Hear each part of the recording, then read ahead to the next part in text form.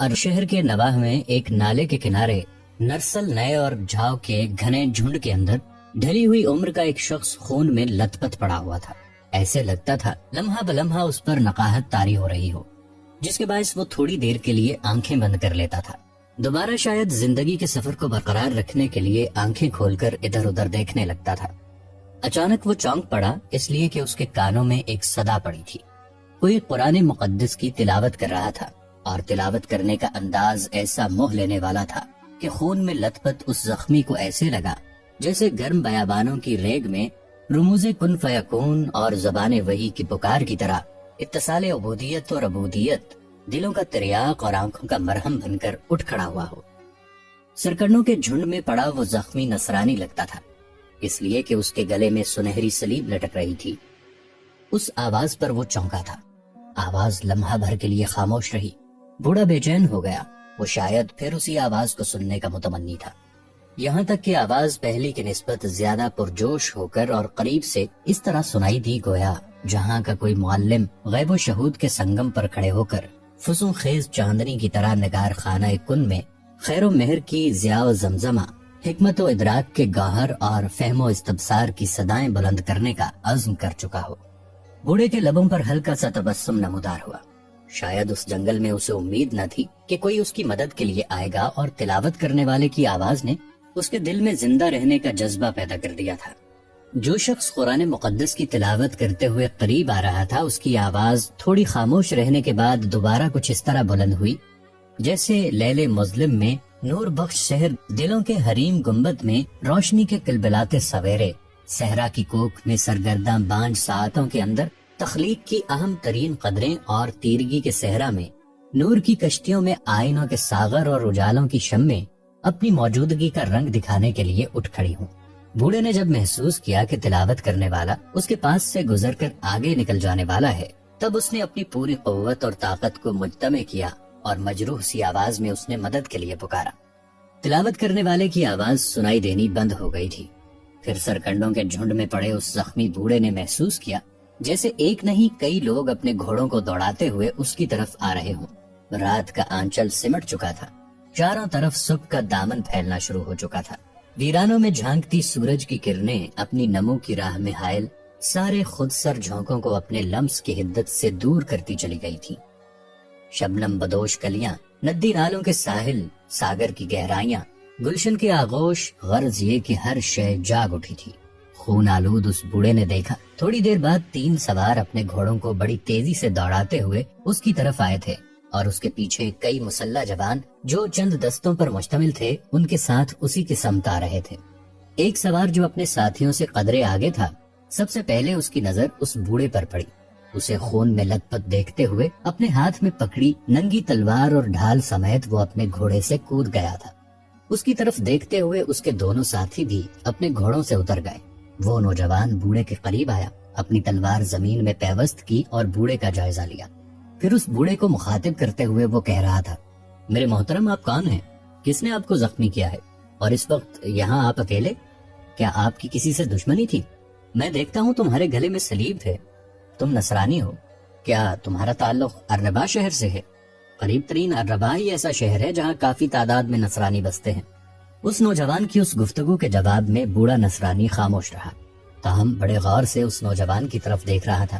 اس نے محسوس کیا جیسے اس کی آنکھوں میں بے سوز سپنوں کو دہکا دینے والی آگ کی لپٹیں، اور اس کے چہرے پر صداقتوں کے سمندر میں ابن آدم کے معراج و کمال کی نشاندہی کرنے والے مشیت کے راز چھپے ہوئے ہوں۔ اس کی جسمانی ساخت، اس کی آنکھوں کے تجسس، اس کے چہرے کے تاثرات سے بوڑھا محسوس کر رہا تھا جیسے وہ نوجوان سنگلاخوں کو آئینوں، ظلمتوں کو روشنی کے حالوں، ذروں کو صحرا کی وسعتوں، شبنم کو بے کراں ساگر، لالا و گل کو برق تپاں، خارزاروں کو تاکستانوں، راہوں کے غبار کو کہکشاؤں، اور برفانی تودوں کو شعلوں میں تبدیل کرنے کے لیے پیدا کیا گیا ہو۔ بوڑھا اپنے خیالوں میں غرق تھا کہ اس نوجوان نے پھر اس بوڑھے کو چونکا دیا۔ آپ کہاں کھو گئے ہیں؟ کیا سوچ رہے ہیں؟ بوڑھے نے بڑی شفقت اور بڑی توجہ سے اس نوجوان کو مخاطب کیا۔ میں جانتا ہوں تم لوگ مسلمان ہو، اس لیے کہ تم میں سے کوئی اپنی کتاب مقدس کی تلاوت کر رہا تھا۔ وہی آواز سن کر میں نے تم لوگوں کو ان ویرانوں میں پکارا۔ یہاں کوئی میری مدد کے لیے نہیں تھا، नौजवान, अगर तुम बुरा ना मानो तो क्या मैं तुम्हारा और तुम्हारे दोनों साथियों का नाम पूछ सकता हूँ? इस पर वो नौजवान मुस्कुराया और कहने लगा, मेरा नाम मुजद्दुद्दीन है। मैं सुल्तान नूरुद्दीन जंगी का एक सालार हूँ। पूरा नाम मुजद्दुद्दीन बिन दाया है। मेरे पीछे जो दो नौजवान खड़े हैं, उनके दाएं जानिब वाला मेरा छोटा भाई शमसुद्दीन है, और इसके साथ जो बाएं जानिब है, ये मेरा अमजाद है। नाम इसका खतलख बिन जाहिद है। बूढ़ा थोड़ी देर खामोश रहा। लगता था वो उस नौजवान की बातों से, जिसने अपना नाम मुजद्दुद्दीन बताया था, मुतमईन हो गया था। फिर कहने लगा, अजीज, मेरा नाम कार्लोस है। फ्रांस के शहर वेजली का रहने वाला हूँ। इन इलाकों की तरफ कैसे आया, ये एक लंबी और दुख भरी दास्तान है। मेरे साथ मेरी 3 बेटियां, 2 बेटे और एक बीवी भी थी। वो किस हाल में है मैं नहीं जानता। पहले मेरी इस्तदा है कि नरसल के जंगल में उन्हें तलाश करो। गो मैं खुद भी नसरानी हूँ, लेकिन सलेबी भेड़िए एक खास मकसद के तहत हमारे पीछे पड़ गए थे, जिसकी बिना पर हम जान बचाने के लिए इस समत भागे। हमारा रुख अर्रबा की तरफ था। अजनबी होने के बायस रास्तों से भटक गए। मैं तुम लोगों को अपनी पूरी दास्तान बाद में सुनाऊंगा। पहले मेरी तुम लोगों से कायनात के खुदा और तुम्हारे रसूल के वास्ते से इस्तदा है कि मेरे पीछे जो ये जंगल फैला हुआ है, इसमें मेरे 2 बेटों, 3 बेटियों और मेरी बीवी को तलाश करो। वो यहीं कहीं होंगे। तुम लोगों की आमद से थोड़ी देर पहले तक ताक़ुब करने वाले सलीबी भेड़िए सरकंडों के इस जंगल में हमें तलाश करते फिर रहे हैं। फिर न जाने क्यों उन्होंने अंधेरे में कैसी आवाजें सुनी कि वो एक तरफ सिमट गए। ये जो सामने नाला बह रहा है, बिल्कुल थोड़ी देर पहले नाकाम तलाश के बाद वो इस नाले को उबूर कर गए हैं। मेरे ख्याल में उन्होंने अभी तक मील 1.5 मील से ज्यादा फासला तय न किया होगा। वो तादाद में 10 के करीब हैं। इस पर मुजद्दुद्दीन बिन दाया एकदम तब्दील हो गया था। उसकी छाती तन गई थी। चेहरे पर गैज़ो गज़ब की परछाइयां अपने साए लहरा गई थी। फिर वो एकदम उठ खड़ा हुआ और अपने पीछे खड़े अपने सगे छोटे भाई शमसुद्दीन और अपने अमजाद खतलख बिन जाहिद को मुखातिब करके कहा, मेरे अजीज भाइयों, मैं लश्करियों का एक दस्ता लेकर इन्हें जख्मी करने वाले लोगों के ताक़ुब में निकलता हूँ। तुम दोनों भाई बाकी सारे लश्करियों के साथ सरकंडों के इस झुंड में फैल जाओ और इसके अहले खाना को तलाश करने की कोशिश करो। साथ ही इसके जख्म साफ करके इसकी मरहम पट्टी का भी सामान करो। इसके साथ ही मुजद्दुद्दीन उठ खड़ा हुआ, अपने घोड़े पर सवार हुआ, कुछ लश्करी अपने साथ लिए। फिर वो उनके साथ नाले को उबूर करने के बाद बड़ी बर्क रफ्तारी से मगरिब का रुख कर रहा था। कुछ देर तक अपने घोड़ों को सरपट दौड़ाने के बाद मुजद्दुद्दीन ने अपने साथियों के साथ उन मुसल्ला 10 सलीबियों को जा लिया, जिनकी निशानदही बूढ़े कार्लोस ने की थी। उनके बिल्कुल करीब जाकर मुजद्दुद्दीन अपने साथियों के साथ उनके दाएं तरफ से छोटा सा कावा काटते हुए उनके आगे निकल गया। फिर एक मुनासिब जगह वो उनकी राह रोककर खड़ा हो गया। वो सलीबी जंगजू तादाद में वाकई 10 थे। मुजद्दुद्दीन ने जब अपने साथियों के साथ उनकी राह रोकी, तब उनमें से एक, जो शायद उनका सरखैल था, उसको मुखातिब करते हुए कहने लगा, तुम्हारी हालत से लगता है कि तुम मुसलमान हो और हमारे दर पे हो। मैं तुम्हें तंबीह करता हूँ कि हमें हमारी मंजिल की तरफ निकल जाने दो। अगर तुम लोगों ने हमारी राह रोकी तो याद रखना, अपने लिए रहमे मादर से तारीक समो और अंधेरी लहद की उदासी और गमगीनी को आवाज दोगे। अगर हमारा कहा नहीं मानोगे तो याद रखना, हमारी नफरतों, हमारी गजब को और बढ़ाओगे। और फिर जब हम तुम्हारे खिलाफ हरकत में आएंगे तो तुम्हें बेकार असातीर कवानीन और कवायद और फरसूदा कदीम रस्मों और कोहना रिवायात की तरह रौंदते चले जाएंगे। कहने वाला लम्हा भर के लिए रुका, फिर वो दोबारा कह रहा था, याद रखो, हम अपने वतन से दूर परदेसी ही सही, मगर तुम्हारी इन सरजमीनों में भी समावी नेमतें, खुदा की बरकतें हमारे साथ हैं। हम लोग सलीबी नाइट हैं। हम घोड़ों की टापों, काबों की फड़फड़ाहट और दरिंदों की दरिंदगी में पलकर जवान होते हैं। सलीबी नाइटों का वो सरबरा जब खामोश हुआ तो मुजद्दुद्दीन ने उसे इंतहाई गुस्से और होलनाकी में मुखातिब किया। तहजीब नफ्स और शराफत इंसानी को खुराफात की अपनी जंजीरों में जकड़ने वालों, हमारा ताल्लुक उस कौम से है जो चिरागों से आंधियां, माथे की शिकनों से इनकलाब लाने और हर कदम पर मंजिल के संगे मील पैदा करने की जुर्रत रखते हैं, जिसके रुकुए बेक़याम के सामने जमीन पर नुसरत के आसमान 10 बस्ता खड़े हों। अजनबी, तुम धोखे और फरेब में हो। हमारी तलवार के साज पर बिजलियां रक्स करती हैं, हमारी तकबीरों की आवाज पर जमजमे चौंक उठते हैं। हम जब अपने दुश्मनों के खिलाफ हरकत में आते हैं तो याद रखना, आंधियां अपने दोष पर दिए जलाती हैं, जुल्मत अपने शानों पर किरणें उठाती है। हम अपनी तहजीब और तमद्दुन के परताव से अंधे तारीक और ताक़ों में समा रोशन करने की हिम्मत और हुनरमंदी भी रखते हैं। शराफत नफ्स, इंसान दोस्ती, रहम और अदलो इंसाफ से बेबहरा भेड़ियो, अगर तुम लोग ये ख्याल करते हो कि हमसे बच जाओगे तो ये तुम्हारी भूल और खुद फरेबी है। जरा मुझसे और मेरे साथियों से टकराओ और देखो, کیسے ہم ہر دوراہے پر تمہارے لیے صلیب، ہر قدم پر ٹھوکریں کھڑی کرتے ہوئے تمہارے چہروں کو زرد، تمہارے جسم کو لاغر، تمہارے دلوں کو افسردہ اور تمہاری آنکھوں کو پرنم کرتے ہیں۔ وقت ضائع نہ کرو، اگر ٹکرانے کی ہمت رکھتے ہو تو ٹکراؤ، اگر تم یہ خیال کرتے ہو کہ بھاگ جاؤ گے تو میں تمہیں خبردار کروں کہ میں تو تم سب کو خشک پتوں کی طرح اپنے پاؤں تلے رونتا ہوا نکل جاؤں گا۔ مجدد دین کی اس گفتگو کے جواب میں وہ فرانسیسی نائٹ ان کے سرخیل نے خاص انداز میں ان کی طرف دیکھا، پھر وحشیانہ انداز میں وہ آوازیں نکالتے ہوئے مجدد دین اور اس کے ساتھیوں پر کرب و علم بھری یلغار، ظلم و ستم کی یورش، ہر موڑ پر الجھنیں کھڑی کرتے وسوسوں، بدگمانیوں اور مکروہ دل آزاریوں کی طرح حملہ آور ہو گئے۔ جوابی کارروائی کرتے ہوئے مجددین بھی اپنے ساتھیوں کے ساتھ ان پر ارادوں کو سلب کر دینے والی سحر آفرین قوت شعلوں کی صورت میں راگ سے نکل کر جوالا مکھی کی آتش سیال اور جسموں کو ریزہ ریزہ اور روحوں کو لخت لخت بے شرف و بے توقیر، بے وقت اور بد نصیب کر دینے والے غیر فانی جذبوں اور ہولناک ابدی آرزوؤں کی طرح حملہ آور ہوا۔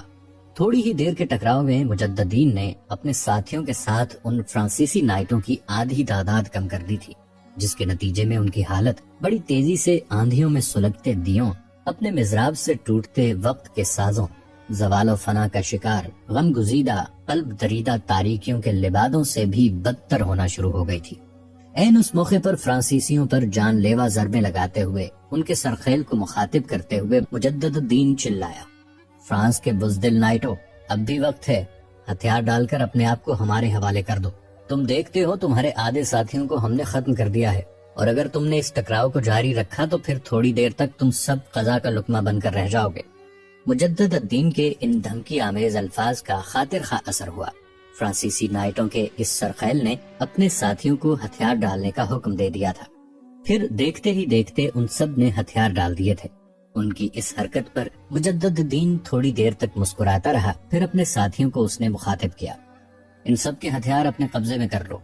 مجدد دین کے لشکری فوراً حرکت میں آئے اور ان کے ہتھیاروں پر قبضہ کر لیا تھا۔ پھر فرانسیسی نائٹس کے اس سرخیل کے سامنے مجدد الدین آیا اور اس سے مخاطب کر کے کہنے لگا، سن ابلیس گزیدہ انسان، اس ٹکراؤ سے پہلے تیرے میرے خلاف زبان صحرائی بگولوں میں رقصاں خناس کے وسوسوں کی طرح چلتی تھی۔ تو دلوں کو پامال کرتی المناک گھٹن کی سی گفتگو کرتا تھا۔ اب تو بے بس اور مجبور ہو کر ذلت اور پستی کا کفن پہنے اطاعت پیشہ غلاموں، زندگی کے اندھیروں میں پھٹکتے پابا زنجیر اسیروں اور پوسیدہ ہڈیوں کے قلعی شدہ قبرستانوں کی طرح خاموش کیوں کھڑا ہے؟ پہلے تو ہمارے لوہے ذہن کے نقوش میں تیرگی کے صحرا اتارنے کی بات کرتا تھا، اب تو شرمندگی میں گردن جھکائے صدیوں کے ویرانوں اور بے آواز اور بے طوفان سمندر کی طرح چپ کیوں ہے؟ اب شکست اٹھانے کے بعد بھی تو اپنی جرت مندی اور اپنی دلیری کے لیے کچھ الفاظ استعمال کر۔ فرانسیسی نائٹوں کا وہ سربراہ کچھ نہ بولا، چپ رہا۔ اس کے اس عمل پر مجدد الدین مسکرایا، پھر اپنے ساتھیوں کو مخاطب کر کے کہنے لگا، ان سب کو اپنے آگے آگے ہانکتے ہوئے واپس لے چلو۔ پھر اس نے فرانسیسیوں کو مخاطب کیا، میرے ساتھی تمہارے پیچھے دائیں بائیں رہیں گے، نالے کو پار کر کے سرکنڈوں کے اس جنگل میں چلو جہاں تم واردات کرنے کے بعد نالا پار کر کے بھاگے ہو۔ اگر تم میں سے کسی نے بھی بھاگنے کی کوشش کی تو یاد رکھنا، تمہارے پیچھے اور دائیں بائیں میرے ساتھی تمہیں اپنے تیروں سے چھلنی کر کے رکھ دیں گے، چپ چاپ ہمارے آگے آگے بڑھتے رہو۔ اس کے ساتھ ہی وہ فرانسیسی اپنے گھوڑوں کو ہانکتے ہوئے مجدد الدین اور اس کے ساتھیوں کو آگے آگے ہو لیے تھے۔ مجدد الدین اپنے لشکریوں کے ساتھ فرانسیسی تیغزنوں کو اپنے آگے آگے ہانکتا ہوا اس جگہ جب آیا جہاں وہ زخمی کارلوس کو اپنے چھوٹے بھائی شمس الدین اور اپنے چچا زاد خلتخ بن زاہد کے حوالے کر گیا تھا۔ اس نے دیکھا اس کے لشکریوں کا باقی حصہ اپنے گھوڑوں سے اتر کر ایک طرف کھڑا تھا۔ کارلوس کے زخموں کی مرہم پٹی کی جا چکی تھی، اب وہ پہلے سے بہتر حالت میں تھا۔ دو لڑکیاں اس سے لپٹ کر پیار اور محبت کا اظہار کر رہی تھی۔ مجدد الدین اپنے گھوڑے سے اترا، اس کی طرف دیکھتے ہوئے اس کے لشکری بھی اپنے اپنے گھوڑوں سے اتر گئے اور فرانسیسیوں کو بھی انہوں نے ان کے گھوڑوں سے اتار دیا تھا۔ اتنی دیر تک مجدد الدین آگے بڑھا، کارلوس کے قریب ہوا اور اس سے مخاطب ہو کر کہنے لگا، میرے محترم آپ کیسے ہیں؟ کارلوس نے اس بار قدرے پرسکون انداز میں کہنا شروع کیا، میرے عزیز، آپ کے ان دونوں بھائیوں نے میرا بہترین خیال رکھا ہے۔ آپ کے ان دستوں کے اندر جو طب کے کام میں ماہر ہیں، انہوں نے میرے زخموں کی بہترین دیکھ بھال کی ہے۔ اب میں سمجھتا ہوں میں بچ گیا ہوں۔ آپ کے حالات تو پوری طرح آپ کے بھائی نے مجھے بتائے نہیں، اتنا ہی تعارف کرایا ہے کہ آپ نور الدین زنگی کے بہترین سالاروں میں سے ہیں۔ کارلوس اس سے آگے کچھ نہ کہہ سکا، اس لیے کہ انتہائی سنجیدگی میں مجدد الدین نے اس کی بات کاٹ دی۔ میں کچھ بھی نہیں ہوں، میں سلطان نور الدین زنگی کے لشکر کا ایک عام سا عسکری ہوں، بس قدرت نے آپ کی مدد کے لیے ہمارا انتخاب کر لیا۔ یہاں تک کہتے کہتے مجدد الدین کو رک جانا پڑا، اس لیے کہ کارلوس نے ان دونوں لڑکیوں کی طرف اشارہ کرتے ہوئے کہنا شروع کیا، یہ میری دونوں بیٹیاں ہیں، بڑی کا نام مرسینہ اور چھوٹی کا نام مشال ہے۔ مجدد الدین نے صرف لمحہ بھر کے لیے ان دونوں لڑکیوں کی طرف نگاہ کی۔ اس نے دیکھا مرسینہ ایسی خوبصورت تھی جیسے زیب و زینت مجسم کر کے بزم طرب میں لا کھڑی کی گئی ہو۔ وہ نغمات کے دھاروں، نغمہ و آتش کے سنگم جیسی حسین، وقت کے سیلاب میں ملکوتی پھبن جیسی پرجمال تھی۔ اس کے خد و خال کی رانائی، اس کے اعضاء کی موزونیت، اس کے شبنم کی سی لطافت اسے ایک قیامت بنائے ہوئے تھی۔ اس کے گلنار احمر لب، سیمی آرز، لچکتی خم کھاتی کمر، نازک سجیلے ہاتھ، تیکھی نوکیلی انگلیاں، بلور سے تراشا بدن، باریک ریشمی بال اسے ایک قیامت بنائے ہوئے تھے۔ اس کا رخ، دہکتے لب، مرمر کے پیکر بازو، اس کا شفاف تن کمال قدرت کی سنائی پیش کر رہے تھے۔ دونوں لڑکیاں بھی مجدد الدین کی طرف دیکھ رہی تھیں۔ اس موقع پر مرسینہ کی گھمبیر پراسرار دراز سرمئی پلکوں کے اندر حجاب، عصمت اور عفت کے تاثرات تھے۔ پھر دونوں بہنیں اپنی جگہ پر اٹھ کھڑی ہوئیں۔ مرسینہ آگے اور مشال اس سے پیچھے تھی۔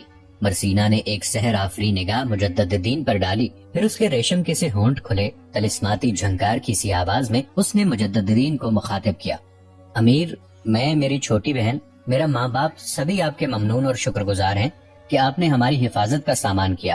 جب مرسینہ مجدد الدین سے مخاطب ہوئی تب اس نے پھر ایک نگاہ اور اس کی چھوٹی بہن پر ڈالی۔ پھر اس نے دیکھا مرسینہ عمر کے اس حصے میں تھی جہاں اٹھتی شوخ جوانی اور رخصت ہوتی طفلی ملتے ہیں اور کفر ساما شباب اپنا رنگ جمانا شروع کر دیتا ہے۔ وہ بلوغ کی دہلیز پر قدم رکھ چکی تھی۔ نسوانیت کی اولین کرنیں اس کے چہرے اور اس کی شخصیت کے علاو کو خوب روشن کرنے کے درپے تھی، جبکہ چھوٹی بہن مشال ابھی اپنے بچپنے کی آخری حدود طے کر رہی تھی۔ تاہم وہ اپنی بہن مرسینہ سے بھی کہیں زیادہ خوبصورت اور حسین تھی۔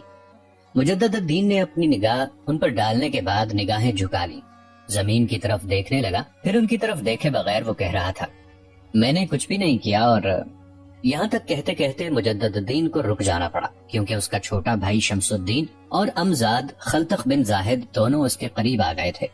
پھر خلتخ بن زاہد اپنا منہ مجدد الدین کے کان کے قریب لے گیا اور کہنے لگا، بھائی، آپ کے جانے کے بعد ہم نے انہیں تلاش کیا۔ یہ جو دونوں لڑکیاں ہیں، سرکنڈوں کے ایک گہرے جھنڈ کے اندر کسی نے گڑھا کھود رکھا تھا، وہاں کچھ کٹے ہوئے نرسل پڑے تھے، یہ اس گڑھے میں گھس گئی تھیں اور اوپر انہوں نے وہ خشک نرسل ڈال دیے تھے۔ اپنے آپ کو انہوں نے محفوظ کر لیا تھا۔ ان کو تو ہم وہاں سے نکال کر یہاں لے آئے، ہم جنگل میں آوازیں دیتے رہے، پہلے یہ اس گڑھے سے نہیں نکلی۔ جب ہم نے انہیں یقین دلا دیا کہ ہم صلیبی بھیڑیے نہیں، ان علاقوں کے مسلمان ہیں اور الربا کا رخ کر رہے ہیں، اور یہ کہ ان کے زخمی باپ کی بھی ہم نے دیکھ بھال کر دی ہے، تب ہمت کر کے یہ دونوں گڑھے سے باہر آ گئیں اور ہم انہیں یہاں لے آئے۔ ان کے باپ کے پاس بٹھانے کے بعد ہم نے ان کے گھر کے دوسرے افراد اور لواحقین کی تلاش شروع کی، اور سب سے افسوسناک بات یہ ہے کہ ان کے 2 بھائی، ایک بہن اور ماں کو قتل کر دیا گیا ہے۔ ان کی لاشیں ہم ابھی تک ان کے سامنے نہیں لائے۔ ان دونوں لڑکیوں کو ابھی تک نہیں بتایا گیا کہ ان کے دونوں بھائیوں، بہن اور ماں کو ان صلیبی جنگجوؤں نے موت کے گھاٹ اتار دیا ہے۔ تاہم یہ اطلاع ہم نے کارلوس کو کر دی ہے۔ کارلوس کہنے لگا کہ ابھی تک میری بیٹیوں کو ماں، بھائیوں اور بہن کے قتل کی اطلاع نہ کریں، پہلے میری مرہم پٹی ہو لے، میں کچھ سنبھل جاؤں تو انہیں اطلاع کر دیں، کم از کم انہیں یہ تو یقین ہو جائے گا کہ ان کا باپ زندہ ہے، اس طرح یہ مرنے والوں کا غم برداشت کر جائیں گے۔ اب جیسا آپ کہتے ہیں ویسا ہی کرتے ہیں۔ خلتخ بن زاہد کے ان الفاظ پر مجدد الدین کے چہرے پر دکھ اور پریشانی کے آثار نمودار ہوئے تھے۔ پھر وہ فرانسیسی ٹیمپلروں کے سرخیل کی طرف متوجہ ہوا اور اس کے سامنے کھڑے ہو کر تھوڑی دیر تک بڑے غصے اور غضب سے اسے دیکھتا رہا۔ پھر اچانک اس کے چہرے پر تمانچوں اور جسم پر گھونسوں کی بارش کر دی۔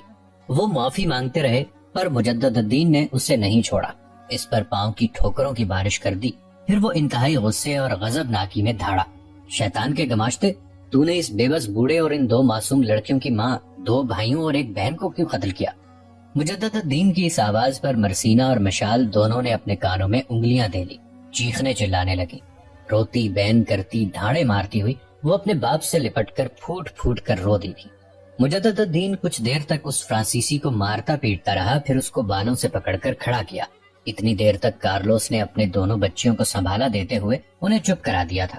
پھر مجدد الدین کارلوس کے پاس آیا اور اسے مخاطب کر کے کہنے لگا، اب جب کہ آپ کی دونوں بیٹیوں کو بھی خبر ہو چکی ہے کہ ان کی ماں، 2 بھائیوں اور بہن کو ان صلیبیوں نے قتل کر دیا ہے، تو میرے محترم، میں آپ ہی کو ان سارے فرانسیسی نائٹس کا منصف مقرر کرتا ہوں۔ یہ آپ کے ہم مذہب ہیں، لہذا میرا خیال ہے کہ آپ ہی ان کا بہتر فیصلہ کر سکتے ہیں، اس لیے کہ یہ آپ ہی کے مجرم ہیں۔